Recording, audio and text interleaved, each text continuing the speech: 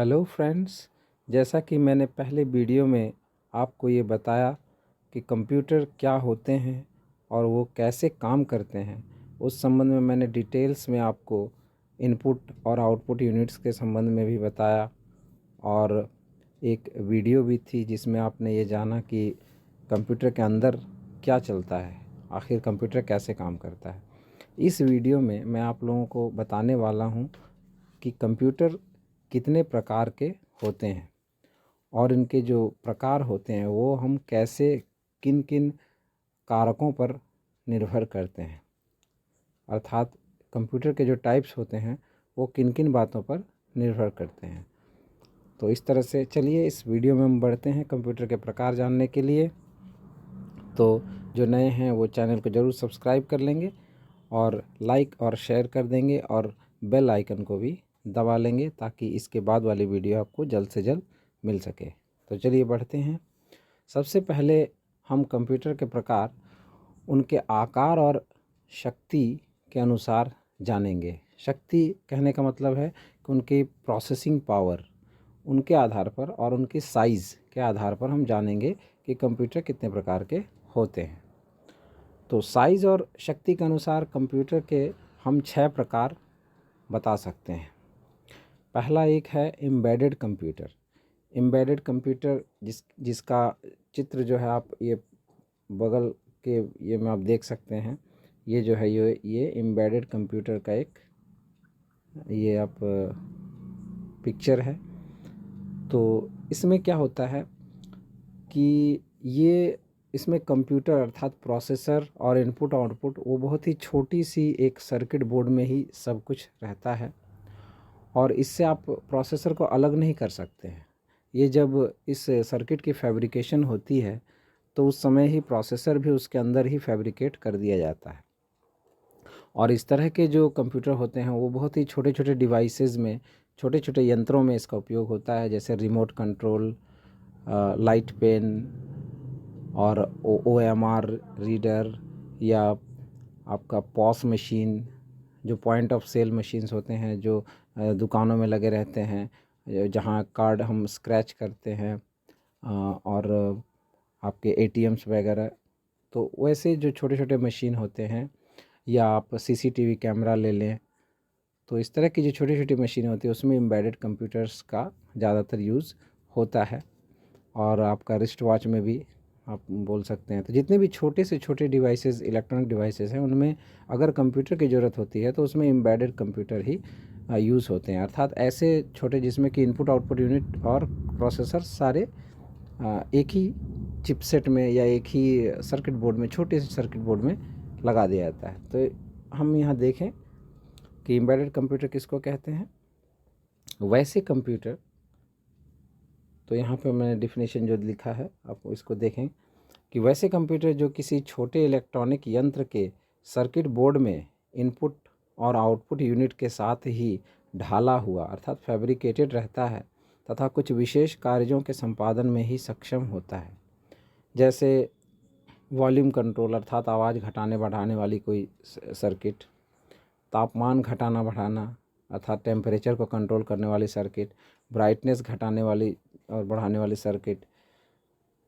आकार एवं processing power के मामले में ये काफ़ी कम शक्ति के होते हैं, अर्थात इनकी चूँकि इनमें ज़्यादा डाटा प्रोसेस तो करना नहीं है, सिर्फ इनपुट आउटपुट और कंट्रोल चेंज करना, स्विच करना, बढ़ाना घटाना ये सब होता है, इसलिए इसमें ज़्यादा पावरफुल प्रोसेसर नहीं लगता। और अधिकतर बैटरी वाले डिवाइसेस में ये यूज़ होते हैं, इसलिए इनके पावर को घटा दिया जाता है ताकि ये बैटरी को कम खाएं, अर्थात बैटरी की ज़रूरत इनको कम लगे, तो इसलिए इनकी प्रोसेसिंग पावर भी कम रहती है। इनका प्रोसेसिंग पावर मेगाहर्ट्ज़ से लेकर अर्थात कुछ मेगाहर्ट्ज़ से लेकर कुछ गीगाहर्ट्ज़ अर्थात 1.1 गीगाहर्ट्ज़ तक, और इधर आपका 100-200 मेगाहर्ट्ज़ से स्टार्ट होता है। तो 100-200 मेगाहर्ट्ज़ से लेकर 1 गीगाहर्ट्ज़ तक इनकी प्रोसेसिंग पावर रहती है प्रोसेसर की। बड़े सॉफ्टवेयर पैकेज इसमें रन नहीं होते और इसमें प्रोग्राम या डाटा को सेव करने के लिए कैपेसिटर से बने फ्लैश मेमोरी उपयोग होते हैं। अर्थात इसमें यूएसबी पोर्ट भी रहते हैं जिसमें लगाकर आप डाटा को सेव कर सकते हैं। जैसे सीसीटीवी कैमरे का सर्किट अगर है तो उसके रिकॉर्डिंग को आपको अगर सेव करना है तो उसमें यूएसबी पोर्ट रहेगा जिसमें कि आप यूएसबी मेमोरी स्टिक लगाकर उस कैमरा के द्वारा लिए गए वीडियो को सेव कर सकते हैं। तो इस तरह से ऑप्शन रहता है। अर्थात ये बहुत ही छोटे छोटे मशीनों के छोटे छोटे डिवाइसेस के लिए, यंत्रों के लिए यूज़ होता है। इसके उदाहरण देख लें। जीपीएस डिवाइस जीपीएस डिवाइस अर्थात ग्लोबल पोजीशनिंग सिस्टम जो डिवाइस जो होते हैं, अर्थात ये डिवाइस लेकर हम जहाँ कहीं भी जाते हैं तो गूगल मैप्स में वो लाइव हम बता सकते हैं कि मैं अभी इस वक्त कहाँ पे हूँ। तो इसे जीपीएस डिवाइस कहते हैं। वो प्राय हर एंड्रॉयड फ़ोन में रहता है जिसे हम ऑन करने के बाद गूगल मैप में अपनी स्थिति को देख सकते हैं और उसे यूज़ करके बड़े बड़े शहरों में या प्रायः कभी कभार जहाँ रास्ता भटक जाते हैं, नए जगहों पर रास्ता ढूंढते हैं तो जीपीएस की मदद लेते हैं। तो उस तरह की एक डिवाइस अलग से भी होती है, तो उनमें भी ये एम्बेडेड कंप्यूटर्स के यूज़ होता है। रिस्ट वॉच, उसके बाद आईपॉड जिसमें कि सिर्फ MP3 या इस तरह के ऑडियो सॉन्ग्स हम लोग सुनते हैं, उस आईपॉड में भी यूज़ होता है। ट्रैफिक लाइट में, उसमें भी एम्बेडेड कंप्यूटर रहता है। आजकल जो ऑटोमेटिक कंप्यूटराइज्ड ट्रैफिक लाइट होता है उसमें एम्बेडेड कंप्यूटर ही यूज़ होता है। CT स्कैनर, जिससे कि हमारे ब्रेन की स्कैनिंग होती है ब्रेन में, अर्थात सिर पे चोट लग जाने से जो कैट स्कैनर होता है तो उसमें भी एम्बेडेड कंप्यूटर रहता है। मोबाइल्स, हम आजकल जो मोबाइल्स यूज़ करते हैं उन सारों में जो भी चिप रहती है उसमें वो फैब्रिकेटेड ऑलरेडी फैक्ट्री से आती है। अर्थात उसके प्रोसेसर को हम उस सर्किट से अलग हटाकर दूसरा प्रोसेसर नहीं लगा सकते। तो ये ऑलरेडी इसके इनपुट आउटपुट जो भी यूनिट हैं वो सारे एक साथ फैब्रिकेटेड करके एक ही सर्किट में रहते हैं मोबाइल के। गेम कंसोल्स, गेम जो प्ले स्टेशन 2 ऐसे वगैरह जो गेम कंसोल हैं जिससे हम गेम खेलते हैं, वो सिर्फ गेम के लिए ही होते हैं वैसे, तो उनमें भी ये एम्बेडेड कंप्यूटर यूज़ होता है। फिर राउटर्स में होता है, राउटर्स जो नेटवर्क में यूज़ होता है वैसे राउटर नेटवर्किंग के लिए, तो वैसे राउटर्स में होता है। कैमकॉर्डर अर्थात ऐसे कैमरे जिनसे हम फ़ोटो भी खींच सकते हैं और वीडियो रिकॉर्डिंग भी कर सकते हैं, उनमें भी एम्बेडेड कंप्यूटर यूज़ होता है। फिर रोबोट में तो होता ही है। उसके बाद है म्यूजिक सिस्टम, जो हम आजकल डिजिटल म्यूजिक सिस्टम लाते हैं उसमें भी यूज़ होता है। वॉशिंग मशीन्स में यूज़ होता है, ट्रेन में होता है, टेलीफोन में होता है, कार्स में होता है। इस तरह से लगभग सभी जगह एम्बेडेड कंप्यूटर जो भी आजकल कंप्यूटर का साइज़ जैसे जैसे घटता जा रहा है तो वैसे वैसे एम्बेडेड कंप्यूटर्स का यूज़ बढ़ता जा रहा है। चलिए अब हम आगे बढ़ते हैं। अगला कंप्यूटर है पाम टॉप कंप्यूटर। तो अब हम जानेंगे कि पाम टॉप कंप्यूटर क्या होता है। तो पाम का अर्थ होता है हथेली, अर्थात हमारा हाथ। तो हमारी हथेली के आकार का होने के कारण इसे हम पाम टॉप कंप्यूटर कहते हैं। जैसे कि आप चित्र में बगल में देख सकते हैं ये पिक्चर में कि एक व्यक्ति के सिर्फ हथेली पर ही ये कंप्यूटर आ गया है, इसलिए इसे पाम टॉप कंप्यूटर कहते हैं। यह एम्बेडेड कंप्यूटर से आकार में थोड़ा बड़ा होता है, पर डेस्कटॉप कंप्यूटर से आकार में और गणना क्षमता में भी काफ़ी छोटा होता है। अर्थात इनकी प्रोसेसिंग पावर जो है वो एम्बेडेड कंप्यूटर से ज़्यादा पर लैपटॉप कंप्यूटर से कम होता है, डेस्कटॉप कंप्यूटर से कम होता है। इसके LCD स्क्रीन छोटा और कीबोर्ड कंप्रेस्ड होता है। कंप्रेस्ड का अर्थ होता है कि इसके कीज़ जो हैं बहुत ही छोटे छोटे होते हैं और मात्रा में भी कम होते हैं। अर्थात जितने डेस्कटॉप कंप्यूटर के बड़ी कीबोर्ड में जो आप कीज़ देखते हैं उनसे काफ़ी कम कीज़ इसमें होते हैं, अर्थात बिल्कुल ज़रूरी कीज़ ही इसमें होते हैं। इसमें PCMCIA स्लॉट होते हैं और अर्थात इनके जो अंदर का जो स्लॉट होता है वो आजकल जो जैसे USB स्लॉट है या AGP स्लॉट है, इस तरह का स्लॉट ना होकर के PCMCIA स्लॉट होता है जो पुराने तरह का स्लॉट होता है, जिसमें मेमोरी नेटवर्क यंत्र लगाए जाते हैं। इसमें हार्ड डिस्क नहीं होता है, ये आप जान लें कि इसमें हार्ड डिस्क नहीं होता है। कैलेंडर, अब इसके एग्जांपल्स लेते हैं। Calendar, text editors, PDF readers, email readers, social networking apps जैसे फेसबुक, ट्विटर, व्हाट्सएप, हल्के मीडिया प्लेयर्स आदि इसके मुख्य एप्लीकेशंस हैं जो कि हम पाम टॉप कंप्यूटर में आराम से चला सकते हैं। अगला है डेस्कटॉप कंप्यूटर। या पर्सनल कंप्यूटर, जो कि हम दुनिया में जितने भी अधिकतर हम लोगों ने देखा है वो डेस्कटॉप या पर्सनल कंप्यूटर ही है। डेस्कटॉप मतलब डेस्क के ऊपर रखा जाने वाला कंप्यूटर, इसलिए इसे डेस्कटॉप कंप्यूटर कहते हैं। ये कंप्यूटर पामटॉप कंप्यूटर से बड़ा और मिनी कंप्यूटर से छोटा होता है। इसे प्रायः हम डेस्क के ऊपर देखते हैं, इसीलिए इसे डेस्कटॉप कंप्यूटर कहते हैं। इसकी गणना गति अर्थात प्रोसेसिंग पावर 1 गीगाहर्ट्ज़ से लेकर 4 गीगाहर्ट्ज़ तक होता है। और 1 गीगाहर्ट्ज़ बराबर क्या होता है, तो 1 गीगाहर्ट्ज़ का अर्थ होता है 1/2 यानी 10⁹ वाइब्रेशंस पर सेकेंड, उसको 1 गीगाहर्ट्ज़ हम कहेंगे। इस कंप्यूटर में लगभग सभी प्रकार के सॉफ्टवेयर चल सकते हैं। इसका अपना हार्ड डिस्क होता है। रैम 2 GB या इससे अधिक हो सकता है। और आगे चलते हैं, इसके और प्रॉपर्टीज़ को जानते हैं। इसमें ग्राफिक्स कार्ड लगाकर photography, game, engineering, apps, movies, programming, web development, database development, research work आदि लगभग सारे काम छोटे पैमाने पर किए जा सकते हैं। हम अपने आसपास bank, train ticket booking, flight ticket booking, hotel, internet cafe, school, college आदि सभी जगह में जो कंप्यूटर देखते हैं वो असल में डेस्कटॉप कंप्यूटर ही होता है। डेस्कटॉप कंप्यूटर का ही सुविधाजनक रूप लैपटॉप है। लैप का अर्थ गोद होता है, इसलिए इसे लैपटॉप कहते हैं। लैपटॉप की भी क्षमता आजकल डेस्कटॉप के लगभग बराबर हो गई है, पर लैपटॉप जल्दी गर्म हो जाते हैं। ये इनकी एक जो है आप कमी बोलें, जैसे जो बोलें। तो चलिए, ये डेस्कटॉप कंप्यूटर हो गया। अब हम बढ़ते हैं डेस्कटॉप कंप्यूटर से ज़्यादा पावरफुल कंप्यूटर की ओर, जो है कि मिनी कंप्यूटर। तो ये कंप्यूटर डेस्कटॉप कंप्यूटर से मूल्य और गणना क्षमता में अधिक, परंतु मेन फ्रेम और सुपर कंप्यूटर से कम पावरफुल और कम कीमत की होती है। अर्थात डेस्कटॉप कंप्यूटर यानी कई डेस्कटॉप कंप्यूटर आप ले लें, 5, 10, 15, 20 तक। अगर 15-20 डेस्कटॉप कंप्यूटर को एक साथ मिला दिया जाए तो उनकी जो पावर होगी, प्रोसेसिंग पावर, उतना ही प्रोसेसिंग पावर एक मिनी कंप्यूटर की होती है। इनमें डेस्कटॉप कंप्यूटर की अपेक्षा अधिक शक्तिशाली और एक से अधिक प्रोसेसर लगे होते हैं, अर्थात 5, 10, 20 ऐसे प्रोसेसर इनमें लगे होते हैं।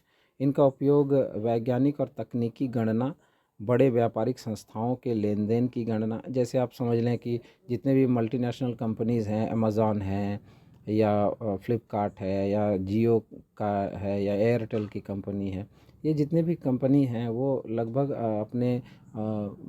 अपने ऑफिसेज़ में वो मिनी कंप्यूटर ही यूज़ करते हैं, क्योंकि इनके पास बहुत ज़्यादा मात्रा में डाटा रहता है, तो उसे प्रोसेस करने के लिए ये अपना मिनी कंप्यूटर लगाते हैं। बड़ी मात्रा में फाइल डाटा हैंडलिंग, डाटाबेस बोलते हैं आंकड़ों के संग्रह को, तो इसका उपयोग में जो है मिनी कंप्यूटर यूज़ होता है।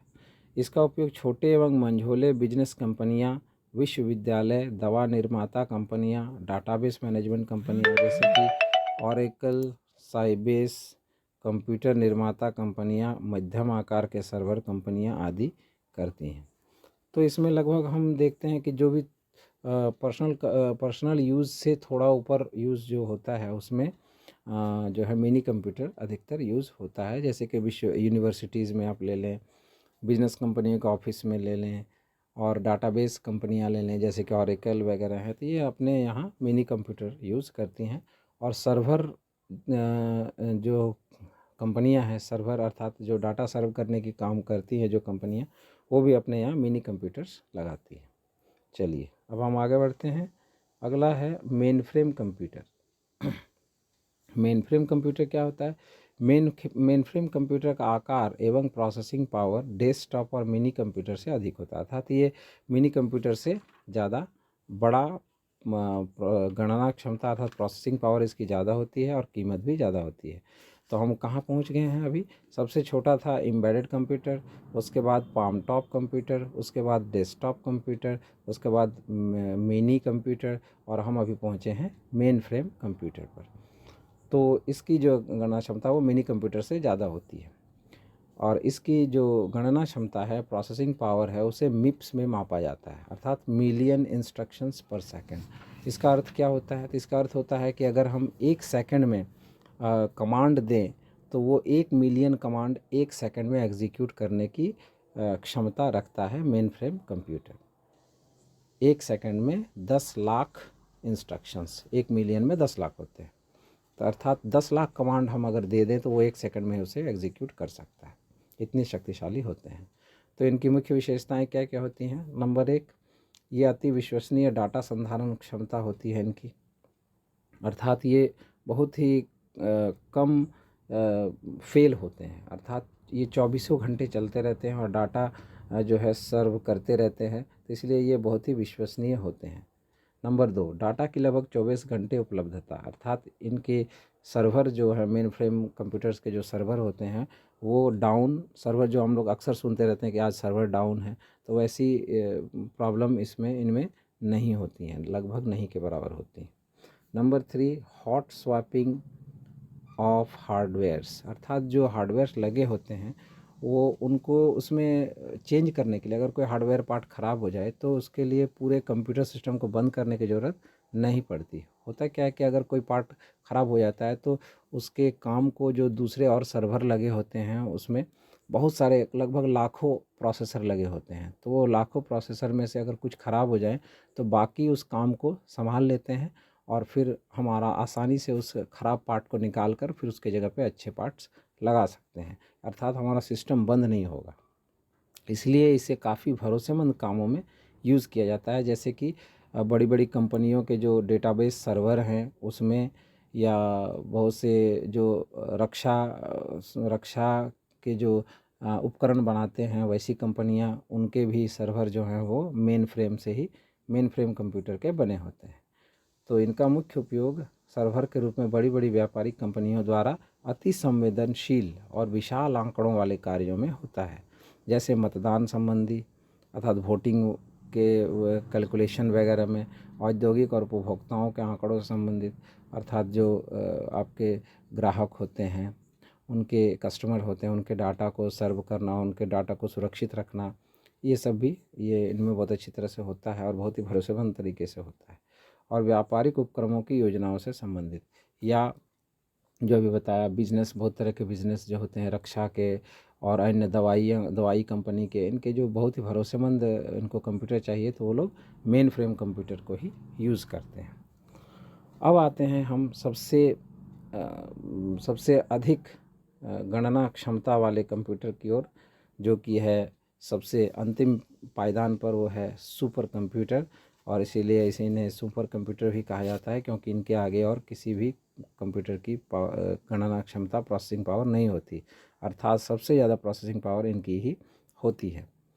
तो ये मेन फ्रेम से भी अधिक शक्तिशाली होते हैं और इनकी गणना क्षमता फ्लॉप्स में मापी जाती है। फ्लॉप्स का अर्थ होता है फ्लोटिंग पॉइंट ऑपरेशंस पर सेकेंड, अर्थात सबसे कंप्यूटर में जो कैलकुलेशन की जो टाइम वो सबसे ज़्यादा फ्लोटिंग पॉइंट ऑपरेशंस करने में ही सबसे ज़्यादा कंप्यूटर्स को टाइम लगता है। तो इसलिए सुपर कंप्यूटर जो है वो फ्लोटिंग पॉइंट का कहने का मतलब है पॉइंट, दशमलव वाली जो संख्याएं हैं उनकी जो गणनाएं हैं उनको करने में कंप्यूटर जो है, तो सुपर कंप्यूटर के प्रोसेसिंग पावर को नापने की जो इकाई है वो है फ्लॉप्स, फ्लोटिंग पॉइंट ऑपरेशंस पर सेकंड। अब कितने प्रोसेसर होते हैं एक सुपर कंप्यूटर के?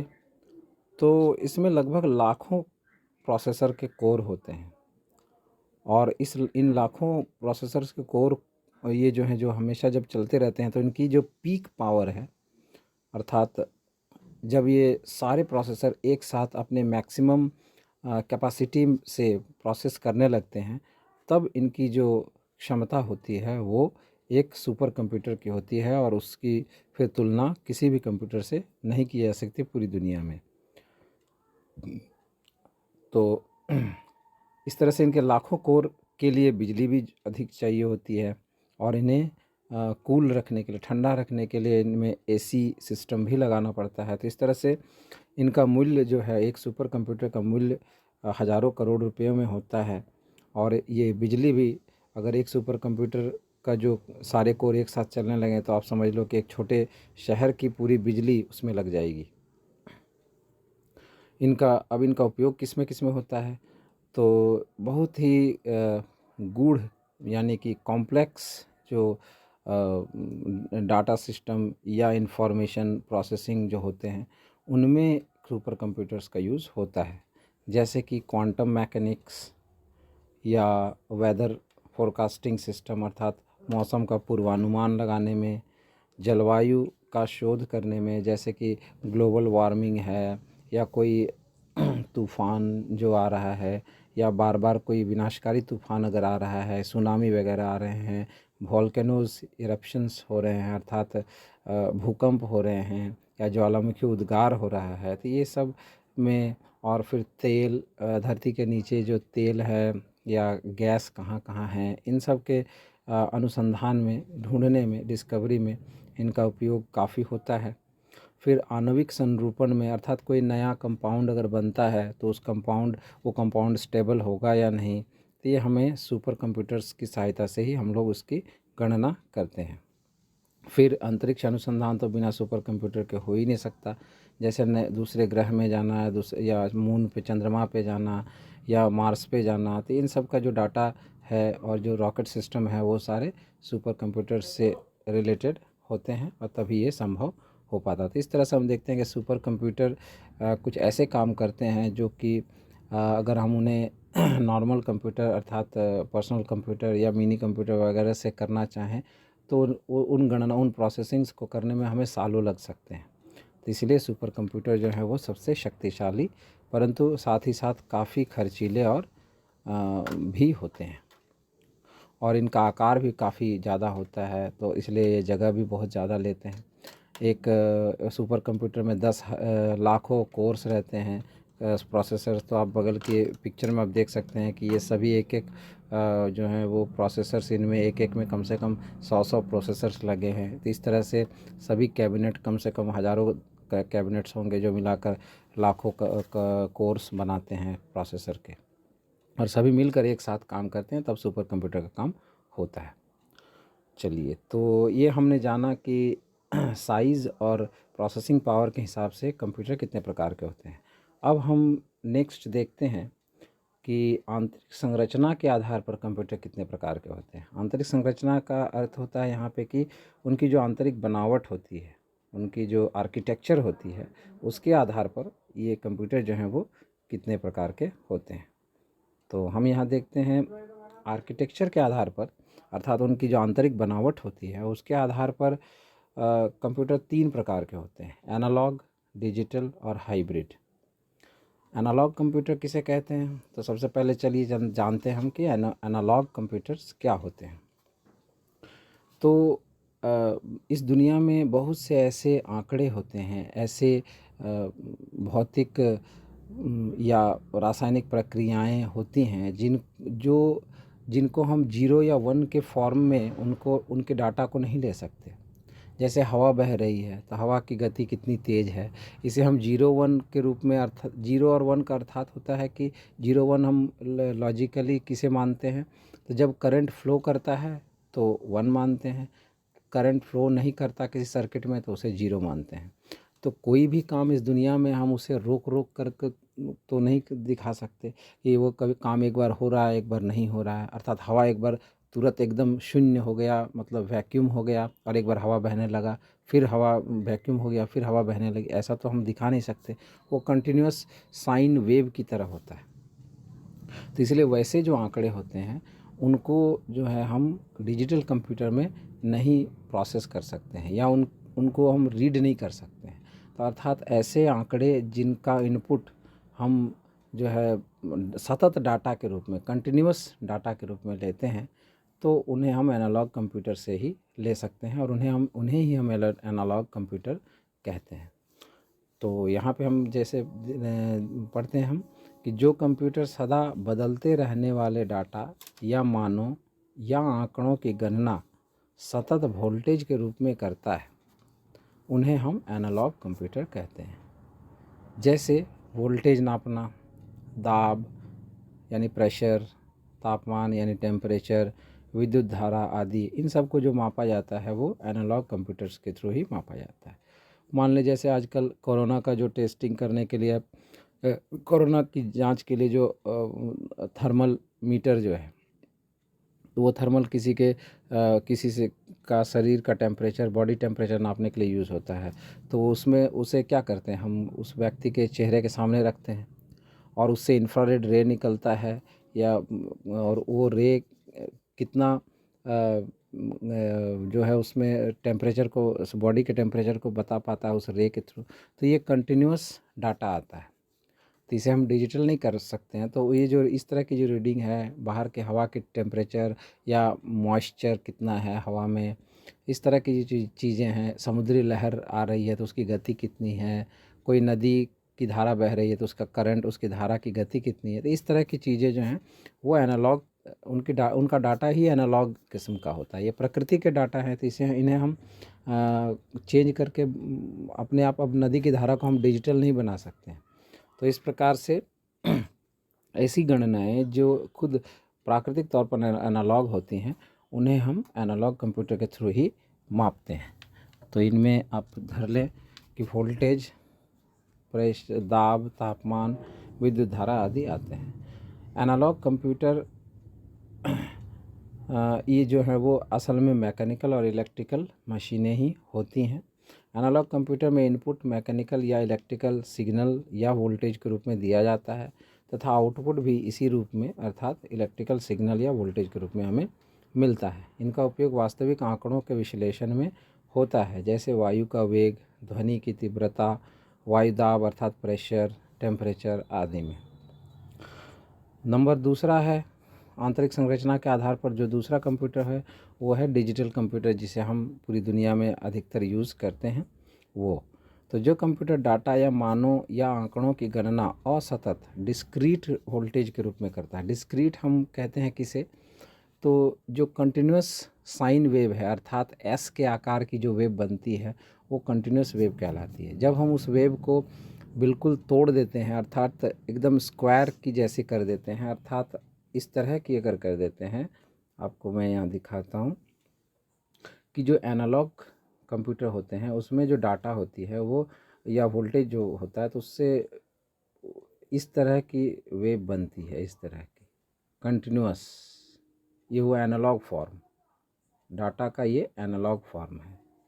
लेकिन डिजिटल जो होता है उसमें क्या होता है कि आप डाटा यहाँ से आया, आया, ऐसे ऐसे ऐसे गया, ऐसे आया, फिर ऐसे आया, ऐसे, फिर ऐसे, फिर ऐसे, फिर ऐसे, फिर ऐसे, फिर ऐसे, फिर ऐसे, ऐसे आपका इस तरह से एकदम बिल्कुल इस फॉर्म में आता है। इसमें जो नीचे वाला भाग है उसको 0 माना जाता है और ऊपर वाले बड़े भाग को 1। तो इस तरह से होता है इसमें, अर्थात यहाँ से यहाँ के बीच का जो वोल्टेज है वो बिल्कुल ही 0 हो जाता है। तो इस तरह से ऊपर वाला अगर 1 है तो नीचे वाला को हम, यानी डिजिटल में होता है कि अगर मान लें कि ऐसे है, ये नीचे वाला भाग है और ये ऊपर वाला भाग है, तो इसमें ये बीच का पार्ट है, तो ऊपर वाला भाग है, फिर ये नीचे वाला भाग है, ये फिर ऊपर वाला भाग है। तो इसमें जो नीचे वाला भाग है वो 0 को निरूपित करता है, ये 0 है और ये 1 है, यहाँ फिर 1 है, यहाँ पर फिर ये 0 है। तो इस तरह से जो वेव एनालॉग में इस तरह का, अगर एनालॉग में ये इस तरह फॉर्म में होता है, वो डिजिटल में आकर इस तरह से हो जाता है।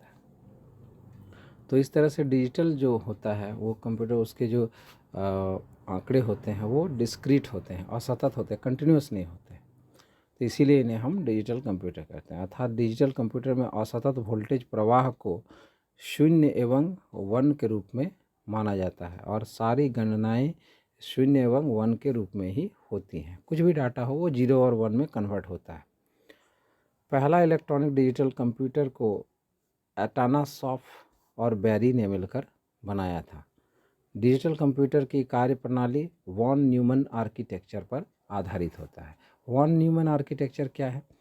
तो पहले क्या होता था, जो कंप्यूटर्स में, डिजिटल कंप्यूटर्स में क्या होते थे कि जो भी काम होता था वो सर्किट जोड़ जोड़ कर किया जाता था, अर्थात जो सर्किट, जितना आप सर्किट लगाएंगे उतना ही काम होगा। तो इस तरह से अगर एक सर्किट, आपने एक प्रकार के सर्किट लगाए तो उससे एक ही प्रकार का काम होता था। अगर उसी कंप्यूटर से आपको दूसरी तरह का काम करवाना है तो आपको फिर नया सर्किट, उस तरह की नई सर्किट बनानी पड़ेगी और उसमें वो पुरानी सर्किट खोलकर वो नई सर्किट लगानी होगी, तब वो दूसरे प्रकार का काम कर पाएगा। तो इस तरह से ये बहुत ही थकाने वाला काम था।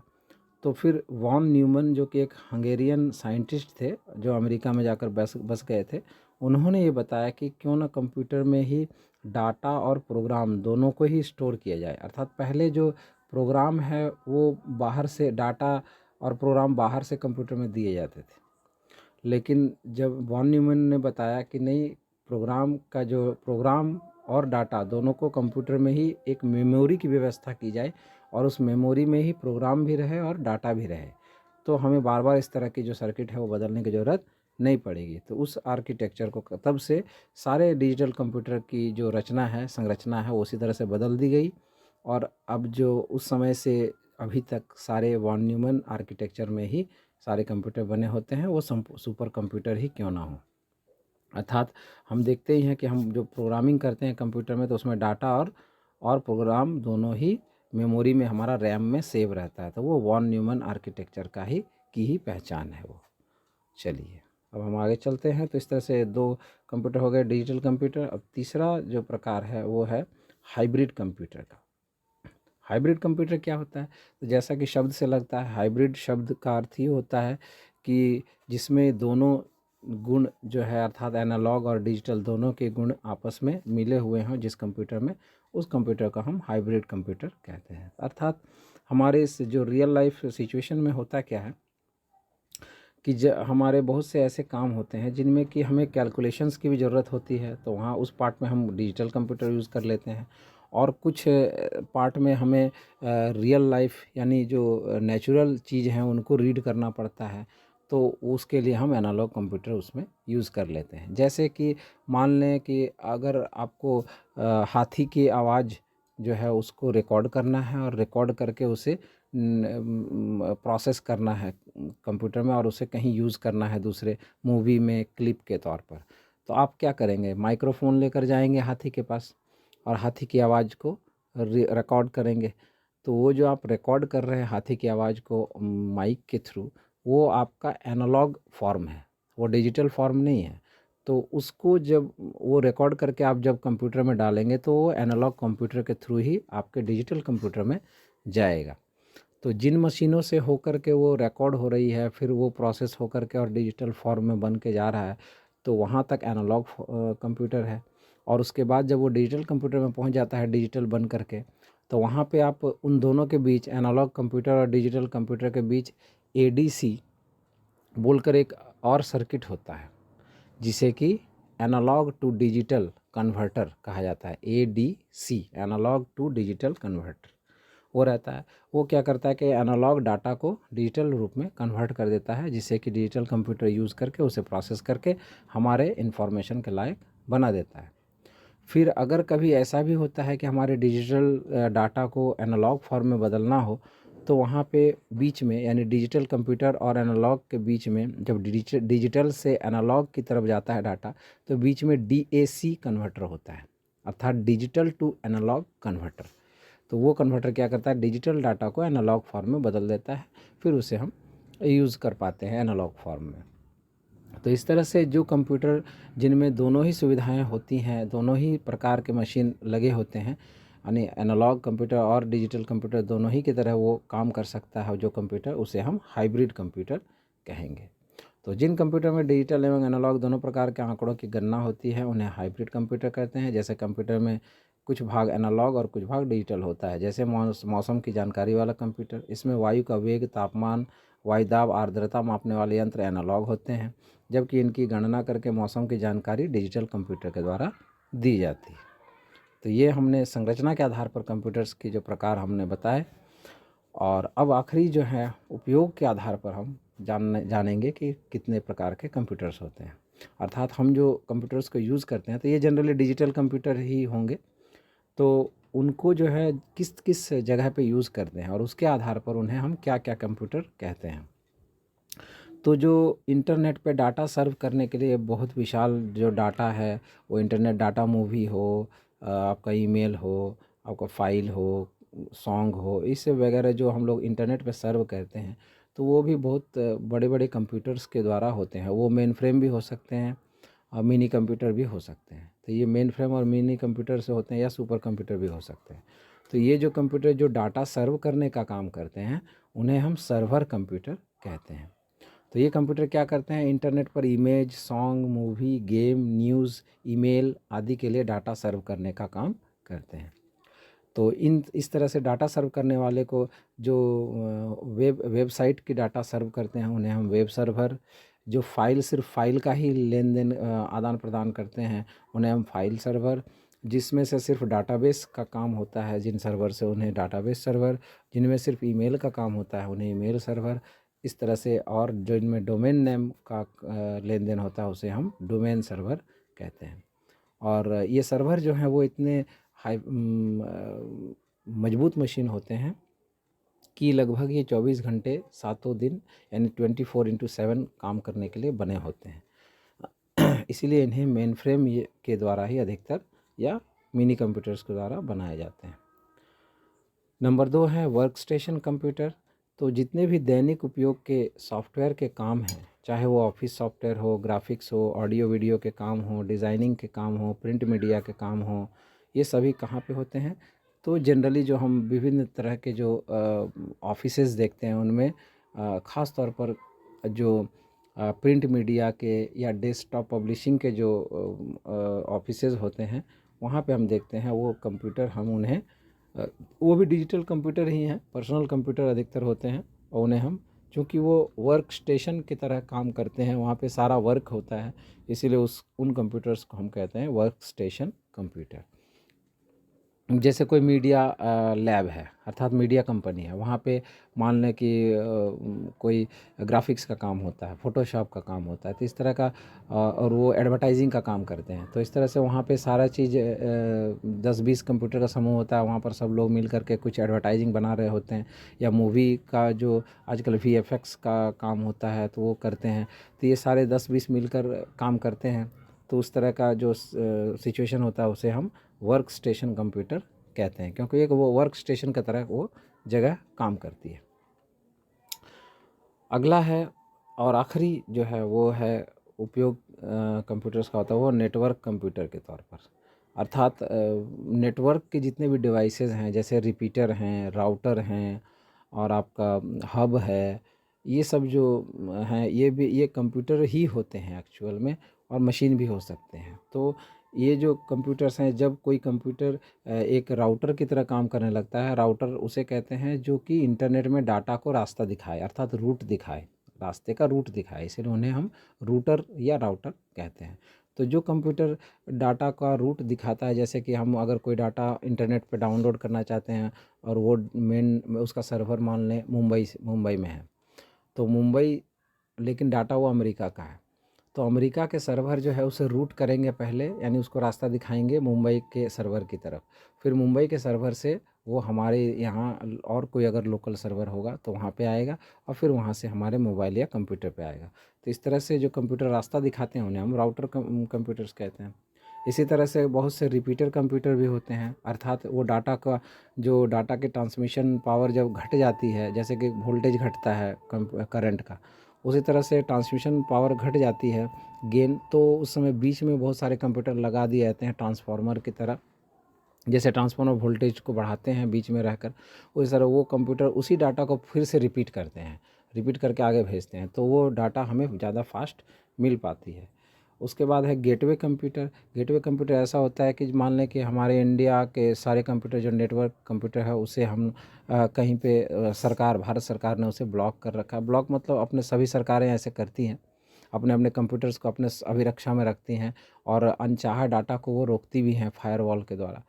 लेकिन जब ज़रूरी डाटा जो होता है उसे पार करने के लिए, जिस तरह से हम अपने स्कूल के या घर के चारों तरफ घेरा लगाते हैं, दीवार घेरते हैं और बीच में एक गेट रखते हैं, ताकि चारों तरफ से जो है लोग ना घुस सकें या कोई जानवर ना घुस सके, और सिर्फ गेट जो है वहीं से घुस सके, लोग या कोई भी जिसे हम चाहें वो गेट के थ्रू आए। तो इस उसी प्रकार से हमारे कंप्यूटर का जो इंटरनेट का जो बाउंड्री है पूरे किसी भी देश का या किसी भी इलाके का, तो उसका भी चारों तरफ से वो जो डाटा है वो आपको एक निश्चित कंप्यूटर से ही डाटा को इंटर करने के लिए या वहाँ से बाहर निकलने के लिए देता है। तो वो एक गेट की तरह काम करता है, इसलिए उसे हम गेटवे कंप्यूटर कहते हैं उस कंप्यूटर को। वो एक बड़ा सर्वर भी हो सकता है, तो वो सर्वर गेटवे की तरह काम कर रहा होता है, तो उसे हम गेटवे कंप्यूटर कहते हैं। उसके बाद कई कंप्यूटर ऐसे होते हैं जो दो देशों के बीच में या दो संस्थाओं के बीच में या दो कंपनियों के बीच में ब्रिज का काम करते हैं। जैसे कि ब्रिज का क्या काम है, एक नदी के इस तरफ के लोगों को उस तरफ के लोगों से जोड़ना। तो उसी तरह से अगर दो कंपनी या दो देश आपस में अपने डाटा को जो है शेयर करना चाहते हैं, तो बीच में जो है ब्रिज कंप्यूटर्स का यूज़ किया जा सकता है। यानी कि अगर हमारा देश किसी दूसरे देश को डाटा भेजेगा तो वो पहले ब्रिज कंप्यूटर में जाएगा और वो एक ब्रिज की तरह, पुल की तरह काम करता है, तो और फिर वहाँ से वो दूसरे देश को जाएगा, इसलिए उन्हें हम ब्रिज कंप्यूटर कहते हैं। तो इस तरह से दोस्तों आज हमने जाना कि कंप्यूटर्स कितने टाइप के होते हैं, और आशा है कि आपको काफ़ी कुछ समझ में भी आया होगा। कमेंट ज़रूर करेंगे कि अगर कुछ छूट गया हो तो ज़रूर कमेंट करके बताएंगे, ताकि अगली वीडियोज़ में इसका मैं ध्यान रख सकूं। तो चलिए मिलते हैं अगली वीडियो में, तब तक के लिए थैंक यू सबको वीडियो देखने के लिए, धन्यवाद।